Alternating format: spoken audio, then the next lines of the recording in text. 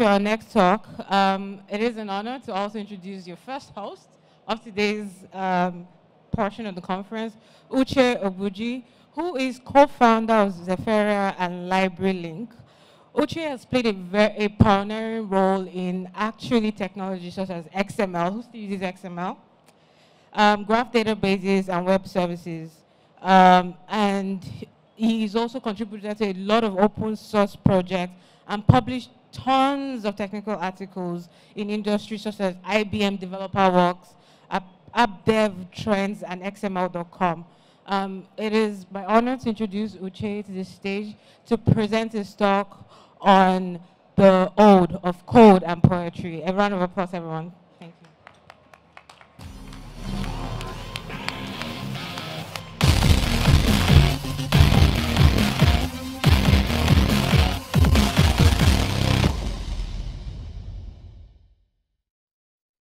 Hello, everybody. All right, I'm just going to get right into this. I mean, everyone knows, poetry, Python installation, and all that stuff.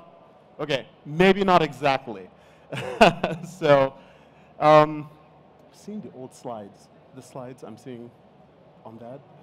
Oh, okay. All right, so a little bit about me. I've been working on Python since 1995. So you can see by the gray beards, it's been a while. And my first Python conference was in 1997, Houston, IPC7 with, all the classic Python crew. But that's led to a chain of a lot of other work, XML, knowledge graphs, as Aisha had mentioned. Now I'm working with large language models largely. In fact, for that, I have a company where we're helping people. Almost all the things in AI and large language models are Python related, and we're helping people put the data in order to basically make large language models work well for language technology, chatbots, etc. Some open source tools, etc.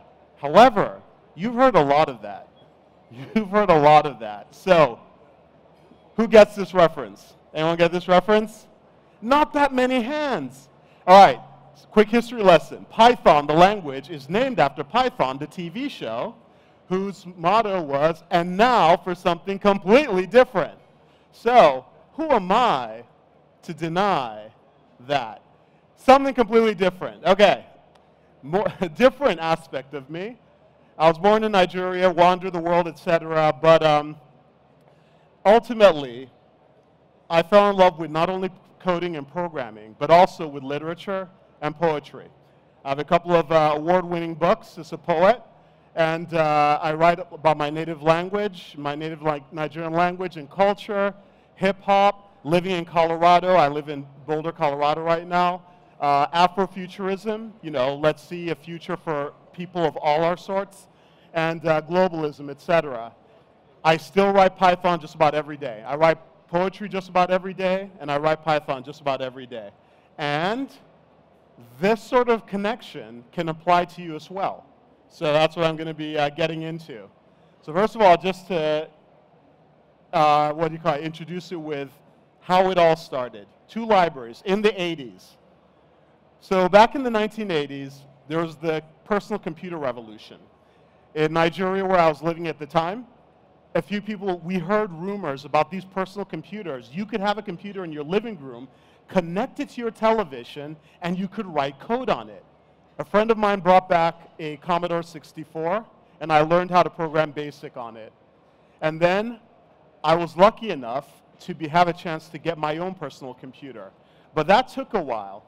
And in that time, I had to learn how to program or practice programming by writing it down on paper. So this is going to be kind of like Steve's story about, Aldol 68 and punch cards and all that stuff, but this is sort of the 80s version of that. So we would get listings from magazines, computer magazines, or possibly just think up something in your head, write down the code for it, run it in your head, debug it in your head, because when you got a computer, maybe you had half an hour to run it, to actually type it in, run it, and made sure that it worked before the owner of the computer came and kicked you off, right? So you got really quick at figuring out how to debug and do all that in your head. So when I got to England and my parents said, okay, you passed your university entrance exams, you can have a personal computer. Yeah, that was quite a day. So my uncle was living in Luton in the UK, and as soon as I got to Luton, I spent day after day after day because of, you know, parents. They're not going to take you to the computer store the day you arrived. They're not going to take you there the day after you arrived. They don't even take you there for a week because you have to go see all of your relatives and all that stuff. So while I was waiting, every day I went to the library in Luton, the public library, and looked up all their computing magazines and books, and I kept on writing down programming, like, okay, when I get my computer, here's where it's going to go. And that's really where my love of programming and coding came from. That time spent anticipating. Everybody knows anticipation heightens the love, right? So anticipating having to code heightened the love of actually coding where I got to it, and that's why here, you know, almost 40 years later, I'm still at it, writing code, etc. Now then I got to that university I got admission into, the University of Nigeria in Nsukka. It's a university that's famous for its artistic tradition, its engineering tradition, its medical tradition, its science tradition. A lot of that has fallen apart now, but we won't talk about that. But back in the days, it was really famous, especially for the artistic tradition that came with it. And that included poetry. And there was a group of students of all sorts, drama students, poetry, literature, etc., who would get together and just try things out. Try reciting poetry, try singing songs, try drumming, try putting on drama, etc. And I was there to study electrical engineering. So I ended up learning about what is this amazing artistic stuff that I've never been interested in because I spent all my time falling in love with programming. So I'm like, okay, now I got to fall in love with the arts. And so I spent day after day after day at the library at Nsukka reading up on poetry, learning things. My engineering studies did not go very well at that time. So eventually, I emigrated to the USA, and I was able to take it seriously, but I caught the bug. At that point, I had caught the bug, and I was into poetry. And I was also into code. Both of the libraries had taken their hold on me. And that continued. I still write Python every day, as this slide said, and I still write poetry most days, and I still like to combine the two, and I still think that one helps the other in both of my quote-unquote careers. And I think that can be the case for anybody. Anyone who's involved in tech, you're all mostly largely technical, but I think a creative side can help in the technological side as well. I'm a firm believer of that, and I always try to spread that message, that it pays to nurture both. Okay, so let me put my money where my mouth is, okay? I have one of my books of poetry that came out last year. I'm actually going to read a little something for it, so here we go. You came to a tech conference to listen to poetry reading. I love it. Now for something completely different. Okay, so Nchefu Road, which is the name of this book. Nchefu is Igbo for forgetting. And so what do you forget? Well, maybe it's only me, but I've forgotten being born. The most important event of my life, I forgot, well, maybe, okay. Am I the only one? Who remembers being born? No one remembers being born? Okay, it's not just me. But I'm a poet, so I can imagine being born. Canal. First river from which all other rivers. First road from which all other roads. 2:45 a.m., November 2nd, 1970. The beat swept left as walls wailed away at him, squeezing him head, forward of feet. The beat they used to keep two-stroke, boom bap on the reg now rolled in with spasm polyrhythmic. No Jonah, that one. He was to be anointed by his host, not by some god who spoke old okey-doke of his host's dumbness. One he knew only from the inside blessed him. She, his universe, made his laws of physics, first made his means to break them, graded him, silver surfer towards the wormhole cervix. I'll stop there. It's a bit of a long poem, but that's enough for a tech conference, I think. So yeah, imagine it. Oh, thank you. Thank you. But yeah, imagining your own birth, That's sort of imagining and simulating your own birth, because what is computing but simulation, right? We are taking real world problems, real world situations. We're translating them into bits and bytes. We're translating them into loops. We're translating to branches and conditions. We're translating them into order of control. Sometimes it's synchronous. Sometimes it's asynchronous. Sometimes we're writing in Python because we want to be able to read what we write, and sometimes we're writing in Rust because we want it to be fast. Overall, we are translating something in our real world experience into code, which allows us to simulate it and allows us to solve problems. So just, for a little bit of fun, here's one of my favorite poems by Sylvia Plath, famous poet of the 20th century. And to me, this poem has always been code. To me, it's nothing but code, all right? So, overnight, very whitely, discreetly, very quietly, our toes, our noses, take hold on the loam, acquire the air. Nobody sees us, stops us, betrays us. The small grains make room. Soft fists insist on heaving the needles, the leafy bedding, even the paving.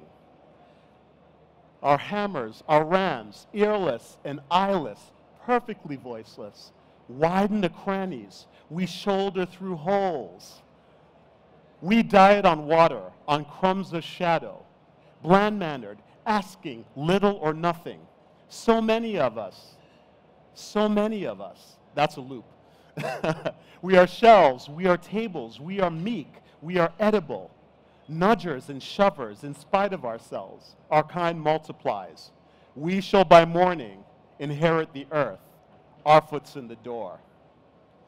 Okay, so I'm going to ask you guys a question. Who here hates poetry? It's okay, it's okay. It's okay to hate. Okay, we got only two you can admit it. Come on, okay, 3 who hate poetry. All right. I'll tell you why you hate poetry, right? Because at one point you had a teacher who said, "What does this poem mean?" Is that right? And you're like, I have no idea what this poem means, right? Standing there in terror in front of the class, looking like the dunce. That's how people learn to hate poetry, right? Okay, maybe there's a way to learn to love poetry. Who cares what your teacher thinks this means, right? Look at the patterns. Look at the sounds, little things, the repetitions, the for loops, the references, the branches of ideas, the repetitions of sounds and words. Some people say, so the first book where I saw this poem, it's actually this book, which I bought at Nsukka. I found it in that library that was in the picture, and then I went to the Nsukka bookstore, saved up, and then eventually bought it. In the introduction to the poem here, he says, oh, it's just about small things that we think don't matter. And I'm like, okay, I'll buy it. And then later on I read, it's actually about women, which makes sense with Sylvia Plath being a woman poet who wasn't always taken seriously and who had a very tumultuous marriage to her husband, the male poet Ted Hughes. You start to think, okay, that's interesting. Now I'm seeing some things in there that are pretty interesting too. And then some people said, no, it's about immigrants. We go from country to country, nobody notices us, we do the work, and in the end, we become part of the society, right? So I'm like, oh, okay, yeah, I can make some connections there. Those are some cool ideas I can put together. Well, I'm here today because we are at PyCon MEA and the DevSlam. I have a theory about Sylvia Plath's mushrooms. I don't care when she was born. I don't care when she wrote this. She was writing about Python. Because she was writing, I mean, seriously, look at this. This is Python. Look, it came about, as Steve said, way back, overnight, very widely, discreetly, very quietly. Nobody saw Python coming. Everyone's talking about C and assembly and Fortran and Algol and all that. Python? Ha, what's that, right? And, I don't need to, go through all the equivalences, but now look at this conference. So many of us, so many of us. Right? Nudging and shoving, and now we're here. By the morning, our foot's in the door. So Python's here to stay, right? That's the whole point of this conference, right? So hey, forget what your teacher said. If you stood up in class and told your teacher that Sylvia Plath's mushrooms are about Python, you get an F on your paper, right? But poetry is not about what your teacher told you. It's about whatever idea you can take, learning how to express yourself, learning how to, in effect, turn those ideas into patterns. And those patterns make code, and that code solves problems. And you learn how to solve problems in a human context. It's not just dumb bits and bytes. Bits and bytes don't cry, they don't fall in love, they don't suffer fear, etc. It's the people for whom we code who ultimately go through these issues. And that's why I always think it's important to have some creative connection as a developer, as a coder. Poetry being mine. But there are others, and I think Python has its own creative conventions too. Is anyone familiar with import this? By show of hands, who's familiar with import this? Okay, if you're not, go into any Python interpreter, you know, the little triple angle brackets there, and just type import this and see what happens. It's pretty cool, all right? So, if you do import this, you get what's called the Zen of Python, which Tim Peters, a longtime stalwart in the community and a longtime Python enthusiast and supporter, came up with these ideas, which, in his opinion, made Python such a great language to code in. And in some ways, it was a dig at what was considered Python's main competitor at that time, Perl. Anyone remember Perl? Hands? Anyone? We have 1, 2, 3, 4. There's a reason for this, y'all. Python won the day. So many of us. So many of us. So yeah, we now people barely remember Perl. Half of these things were written sort of to say, hey, this is why Python is better than Perl, or etc. But again, it's the idea, it's Zen. Let's make Python fun. So I have a request for you guys. It's going to be tough, but we don't need the microphones for it yet. But if you can yell out, I'm just curious, what do you like about Python? Just a few things, just a few words. Anybody want to volunteer what they like about Python? Yes. What was that? Okay, I did not think this through. I'm not going to be able to hear what you say. Simplicity, okay. Okay. Yes, okay, so simplicity is one. Actually, we already had, you said community, right? Okay, so let's say simplicity, community, one more thing. Elegance. Okay, sorry, do you, oh, add, go on. The states?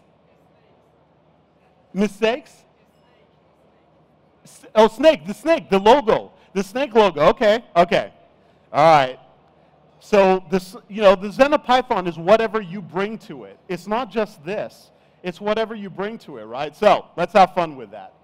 Let's find the Zen of Python, right? When you want your tests to sing the right song. When you're worried all the code you write's wrong and you don't want to be hacking all night long. Find the Zen of Python. It's a feeling of coding with the lights on. So the community wanted to keep the vibe strong, so that's what Guido set his sights on. I mean, the snake is an icon. No mistake, that's what the light's on. When it comes out in the code and you're writing a la mode and all the code and the poetry is flowing free onto your screen. And whether it's in the browser, perhaps it's even louder when you can communicate to the world on the web. No tide but an ebb. And all we see are the cascades of you, between you and me and the problems that we solve. And we'll go back to the Zen of Python.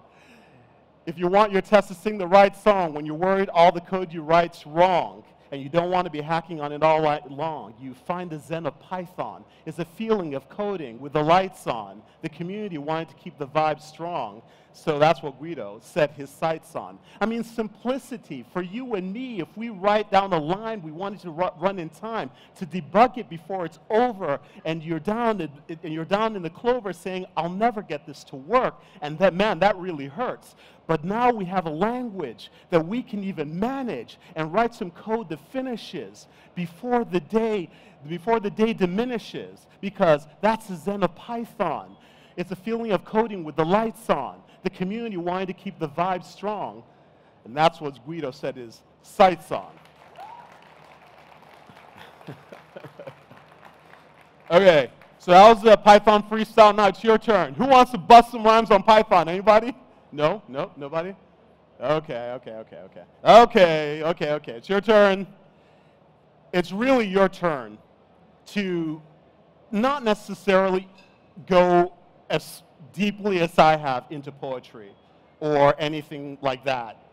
But let us find a way. One of the beautiful things about Python, again, being the community, and we're connecting people with different interests from different communities, different identities, different walks of life, different levels of technology, different everything, right?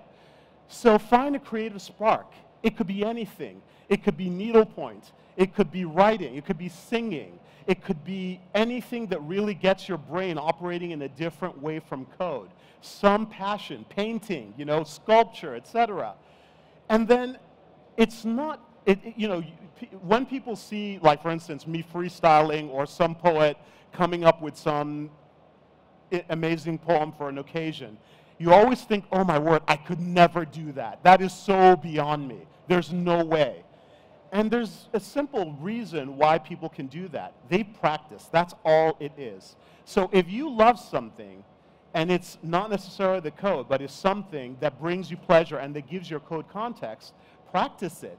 I practice freestyling in the shower. I, you know, practice, you know, when I get my cup of coffee in the morning, I try to read or write something, just taking that little time, or maybe after I've been coding for like 4 hours and I have a bug and I can't figure it out and I need a break, that artistic excursion, taking my brain to another place will often help me come back and put the current problem in focus. And let me tell you, no lie, so many times if I'm like facing a really hard debugging problem and I go and I'm writing poetry or I'm reading or I'm doing something and I come back to that programming problem, I don't know how this works, but the answer pops up, right? It's almost as if your brain is working as it's been turned to a different frequency. The frequency that you're looking for appears. I don't know how it works, but I know other people who mix technology and creativity who can vouch for the same thing. So it really is worth finding that creative passion. And then gathering. It's got to be social because you won't keep momentum. If you decide tomorrow, okay, photography, I really want to start working on photography like I've always said, but then you don't like connect with people on that, you'll lose momentum. But if you start meeting up with other photographers in local groups or anything else, you'll start to make friendships, you'll start to get feedback, you'll connect, and through that connection, you'll grow. And through that growth, you'll continue to build those different sides of your brain, which supposedly is a bit of a myth, but we'll gloss over that. Pass it on. I love going into schools and like talking to kids about poetry, and then I'll say, hey, by the way, what do you think I do for my job? And they'll be like, you're a teacher, I don't know, you work at McDonald's, you know. And I'll be like, no, I'm an engineer, I'm a software engineer. And they'll be like, what? Software engineers don't write poetry? And I'm like, oh, maybe they do. You're looking at one. But anyway, yeah, so working with kids, working with people who you can help, even sometimes working with adults to help them build their creative practice. It's a massive inspiration for me to continue to build my creative practice. So volunteering. And then, you know, find a way to sell something. Just a little thing to your neighbor, to your mom or dad. It's amazing how if you, like I said, sell somebody a knitted hat for $20, what you get out of it is so much more than that cash that you received, right? It's like, and I'll even do it right now. I have books for sale. I will mention, if anyone's interested, come find me. I've got books for sale. But no, seriously, you're not going to make, you're lucky to be in technology because technology is one of the best paying pursuits out there, right? But the pleasure that you get from doing a little bit of business around something that you spend creative practice on is worth more than sometimes a weekly paycheck working in tech. So, so it's really worth it. So yeah, I think,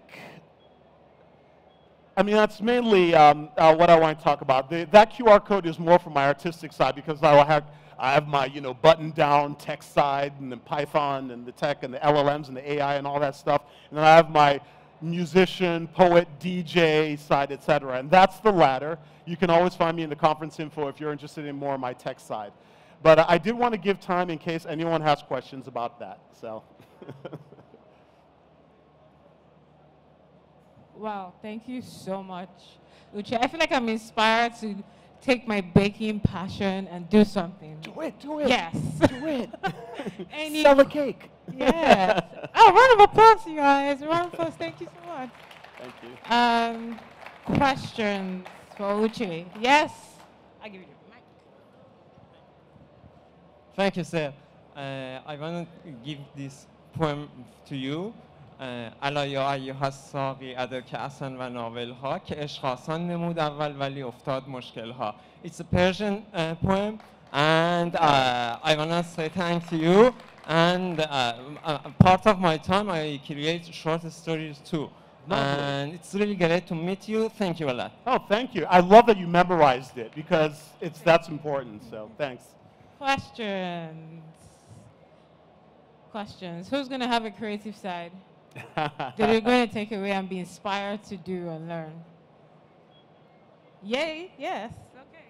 Uche, I noticed you corrected yourself from saying it always helps to saying it almost always helps to move to the creative side. Can you describe a time when it didn't help?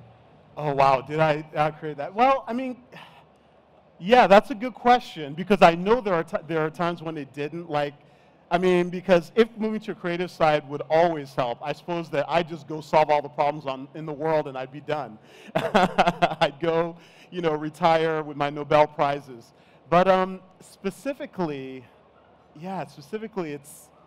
I must admit, you put me on the spot, and it's tough to think of a specific example, but maybe I can say the sorts of things that don't always immediately, it's not a magical process. So the things that I think going to creative side sometimes help are where the solution was always there, but you just you were tired, or you know, your brain got stuck in a rut and just wasn't seeing it. And then taking that excursion helped your brain settle. But if it's like fundamentally a hard problem in computing, I don't necessarily think the creative side is immediate magic, although I will say that there are areas of computing that people have always said, oh, that's a really hard area of computing. And I've always felt that my having a poetic, a literary side, a musical side, has helped me do better in those areas and find solutions in ways that other people struggle to do so. So, you know, for instance, back in the days of markup and XML and that sort of thing, and even today, I think in the days of large language models and AI and stuff like that, I think sometimes I find my creative side really helps me come up with solutions for that sort of thing. So. Thank you so much. I feel like for me, it's going to be to just take a nap. Like, I just go sleep, and when I wake up, things just get better. Like, the world is better. Baking. Yes. Thank you so much. That's all the questions we have today. Thank you so much, Uche. Cool. Find Uche around. If you have any questions, round of applause.